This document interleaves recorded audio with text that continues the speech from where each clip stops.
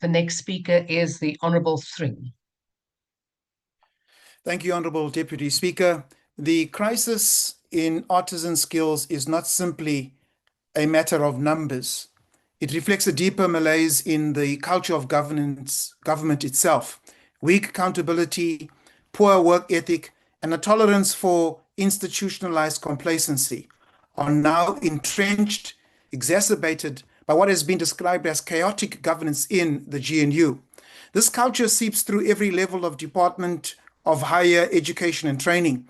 Plans are drafted, but implementation falters. Lecturers protest, but they are unsupported.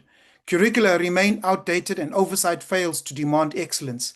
This inertia is the greatest obstacle to building not only the artisan base our economy needs, but also the social and moral fabric of the nation. TVET colleges are producing only 20,000 artisans annually, yet 30,000 are required.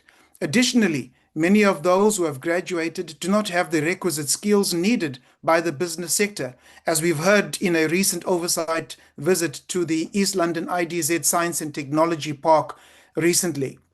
The Deputy Minister has conceded that TVET colleges must be repositioned as hubs of occupational excellence. However, the gap remains. The ACDP has repeatedly stated that without a change in culture, no amount of policy tinkering will deliver results. Biblical wisdom urges that whatever we do, we should work at it with all of our hearts as working for the Lord and not for human masters.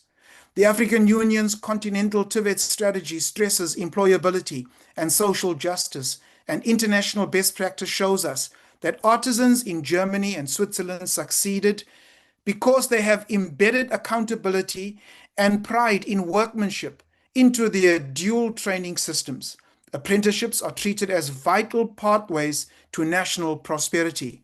The ACDP calls for urgent reforms. Firstly, binding performance contracts for TVET leadership with measurable targets. Second, industry-linked apprenticeships that hold colleges accountable for graduate employability. And thirdly, a national campaign to restore respect for artisanship as a career of dignity and value.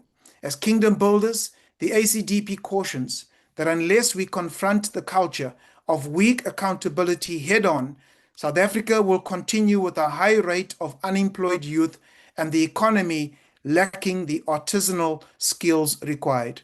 Thank you, Deputy Speaker.